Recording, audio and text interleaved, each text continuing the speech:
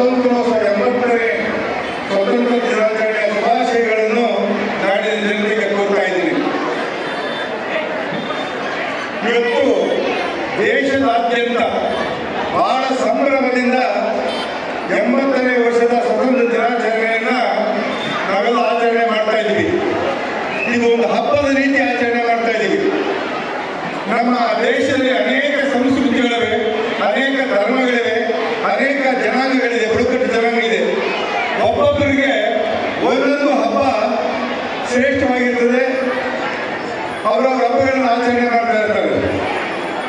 ಈ ಒಂದು ಸ್ವತಂತ್ರ ದಿನಾಚರಣೆ ಹಬ್ಬವನ್ನ ಯಾವುದೇ ಬುಡಕಟ್ಟು ಇರ್ಬೋದು, ಯಾವುದೇ ಧರ್ಮ ಇರ್ಬೋದು, ಇಡೀ ಇಂಡಿಯಾದ ಜನ ಎಲ್ಲ ಒಗ್ಗಟ್ಟಾಗಿ ನಮ್ಮ ಒಂದು ದೇಶದ ಒಂದು ರಾಷ್ಟ್ರೀಯ ಹಬ್ಬದ ರೀತಿಯಲ್ಲಿ ಎಲ್ಲ ಒಗ್ಗಟ್ಟಾಗಿ ಆಚರಣೆ ಮಾಡ್ತಾ ಇರೋದು ತುಂಬಾ ಸಂತೋಷದ ವಿಚಾರ.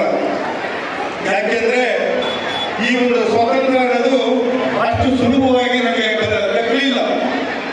ನಮ್ಮ ದೇಶ 3,000-4,000 ವರ್ಷಗಳಿಂದಲೂ ಕೂಡ ಇಡೀ ಪ್ರಪಂಚದಲ್ಲಿ 3-4 ದೇಶಗಳು ಮಾತ್ರ ಅಭಿವೃದ್ಧಿ ಹೊಂದಿದ್ದು. ನಾಗರಿಕತೆಯಲ್ಲಿ ಮುಂದುವರೆದ ದೇಶಗಳಿದ್ದರೆ ಇಡೀ ಪ್ರಪಂಚದಲ್ಲಿ 200 ರಾಷ್ಟ್ರಗಳು, 150-200 ರಾಷ್ಟ್ರಗಳಿರಬಹುದು. ಆದರೆ ಅಭಿವೃದ್ಧಿಯಾಗಿದ್ದು ಇಡೀ ಪ್ರಪಂಚದಲ್ಲಿ ಹೆಸರುವಾಸಿಯಾಗಿದ್ದು ಕೇವಲ 4 ರಾಷ್ಟ್ರಗಳಷ್ಟೇ. ರಷ್ಯಾ ಇರ್ಬೋದು, ಚೈನಾ ಇರ್ಬೋದು, ಹಾಗೆ ಭಾರತ, ಹೀಗೆ ಒಂದು 4 ದೇಶಗಳು ಮಾತ್ರ ನಾಗರಿಕತೆಯಲ್ಲಿ ಬೆಳೆದು ಅತ್ಯಂತ ಉತ್ಕೃಷ್ಟವಾದಂತಹ ಸಂಸ್ಕೃತಿಯನ್ನು ಹೊಂದಿದ ದೇಶಗಳಲ್ಲಿ ನಮ್ಮ ಭಾರತ ದೇಶ. ಕಾರಣಾಂತರದಿಂದ ಬೇರೆ ದೇಶಗಳ ದಾಸ್ಯಕ್ಕೆ ಒಳಪಟ್ಟು ಬಹಳಷ್ಟು ಗುಲಾಮಗಿರಿಯನ್ನು ಅನುಭವಿಸಬೇಕಾಗಿ ಬಂತು. ಇಂತಹ ಸಂಸ್ಕಾರ ಸಮೃದ್ಧಿ ಸಾವಿರಾರು ವರ್ಷಗಳಲ್ಲೇ ಉಪನಿಷತ್ತುಗಳನ್ನ ಬರೆದು ವೇದೋಪನಿಷತ್ತುಗಳ ಮೂಲಕ ಇಡೀ ಬೇರೆ ಬೇರೆ ದೇಶಕ್ಕೆ, ವಿಶ್ವದ ಬೇರೆ ಬೇರೆ ದೇಶಕ್ಕೆ ಮಾರ್ಗದರ್ಶಕವಾದಂತಹ ದೇಶ ಗುಲಾಮಗಿರಿಯಲ್ಲಿ ಬಳಲುವಂತಹ ಒಂದು ಸ್ಥಿತಿಗೆ ತಲುಪಿತ್ತು.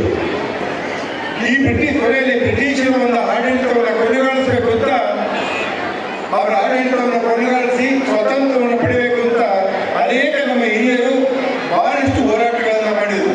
ಅದರಲ್ಲಿ 2 ವರ್ಗ, ಒಂದು ಅಹಿಂಸಾತ್ಮಕವಾಗಿ ಸ್ವಾತಂತ್ರ್ಯವನ್ನು ಗಳಿಸಬೇಕು ಅಂತ ಗಾಂಧೀಜಿಯವರ ನೇತೃತ್ವದಲ್ಲಿ ಹೋರಾಟ ಮಾಡಿದ ಒಂದು ವರ್ಗ ಆದರೆ, ಇನ್ನೊಂದು ವರ್ಗ ಇತ್ತು ಸುಭಾಷ್ ಚಂದ್ರ ಬೋಸ್ ಅವರು, ಬೇರೆ ಬೇರೆ ಅನೇಕ ಮುಖಂಡಗಳು ತೀವ್ರ ಕಾಮಿತನದಿಂದ ಹೋರಾಟದಿಂದ ನಾವು ಶಾಂತಿ ರೀತಿಯಿಂದ ಅದು ಕೇಳಲ್ಲ, ಹೋರಾಟದಲ್ಲಿ ಪಡಿಬೇಕು ಅಂತ ಹೋರಾಟವನ್ನು ಮಾಡಿಕೊಂಡು 2 ವರ್ಗದವರು.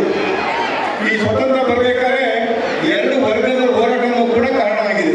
ಅಹಿಂಸಾತ್ಮಕವಾಗಿ ಮಾರ್ಗದಲ್ಲಿ ಹೋರಾಟನೂ ಕೂಡ ಬಹುಮುಖ್ಯ ಪಾತ್ರ ವಹಿಸಿದ್ರು ಕೂಡ ಈಗ ತೀವ್ರ ಕಾಮಿತನದಿಂದ ಹೋರಾಟ ಮಾಡಿದಂತ ಒಂದು ವರ್ಗನೂ ಕೂಡ ಅದಕ್ಕೆ ಸಾಥ್ ಕೊಟ್ಟಿದೆ ಅಂತ ನನ್ನ ಭಾವನೆ. ಅದರಿಂದ ಎಲ್ಲ ವರ್ಗದ ಮುಖಂಡರುಗಳು ಸೇರಿ ನಮಗೆ ಸ್ವತಂತ್ರವನ್ನು ತಂದುಕೊಟ್ಟರು. ಸ್ವತಂತ್ರ ಬರಬೇಕಾದ್ರೆ ಸುಮ್ಮನೆ ಬರಲಿಲ್ಲ. ಸಹಸ್ರ ಜನ ಅವರ ಪ್ರಾಣವನ್ನ ಬಲಿದಾನ ಮಾಡಬೇಕಾಗಿ ಬಂತು, ರಕ್ತವನ್ನು ಚೆಲ್ಲಬೇಕಾಗಿ ಬಂತು, ಗಲ್ಲಿಗೇರಬೇಕಾಗಿ ಬಂತು. ಇಷ್ಟೆಲ್ಲ ಶ್ರಮಪಟ್ಟು ನಮಗೆ ಸ್ವತಂತ್ರವನ್ನು ತಂದುಕೊಟ್ಟಿದ್ದಾರೆ. ಅದರ ಬೆಲೆಯನ್ನು ನಾವು ನಮ್ಮ ಯುವಕರು ಅರ್ಥಕೊಳ್ಬೇಕಾಗ್ತದೆ. ಯಾಕಂದ್ರೆ ಸ್ವತಂತ್ರ ಇಲ್ಲೇ ಇದ್ದಂತಾಗ ಏನು ಬಾಳಿದೆ ಅಂತ ನಿಮಗೆ ಗೊತ್ತಿಲ್ಲ. ಸ್ವತಂತ್ರ ದೇಶದಲ್ಲಿ ಏನು ಸಿಗುತ್ತೋ ಸೌಲಭ್ಯಗಳು, ಏನು ಸ್ವತಂತ್ರ ಇದೆ ನೀವೆಲ್ಲ ಅನುಭವಿಸ್ತಾ ಇದ್ದೀರಿ. ಸ್ವತಂತ್ರ ಇಲ್ಲದೆ ಇದ್ದಾಗ ಬೇರೆಯವರ ಅಡಿಯಾಳಲ್ಲಿ ನಾವು ಕಾಲ ಹಾಕ್ಬೇಕಾದ್ರೆ, ನಾವು ಜೀವನ ಮಾಡ್ಬೇಕಾದ್ರೆ ಎಂತ ಕಷ್ಟ ಅನ್ನೋದು ಏನು ಗೊತ್ತಾಗಿಲ್ಲ ಈ ಕಾಲದ ಯುವಕರಿಗೆ. ಈಗೆಲ್ಲ ನೀವು ನೋಡ್ತಾ ಇದ್ದೀರಿ, ಇವತ್ತಿನ ಕಾಲದಲ್ಲೂ ಕೂಡ 21ನೇ ಶತಮಾನ ಇದ್ದರೂ ಕೂಡ ಎಷ್ಟೋ ದೇಶಗಳಲ್ಲಿ ಕೇವಲ ರಾಜರ ಆಡಳಿತದಲ್ಲಿ ಒಬ್ಬ ರಾಜನ ಪರಿವಾರ ಅದೇನು ಆಡಳಿತ ಮಾಡ್ತಾರೋ, ಏನು ನೀತಿ ನಿಯಮಗಳು ಮಾಡ್ತಾರೋ ಅದ್ರ ಪ್ರಕಾರ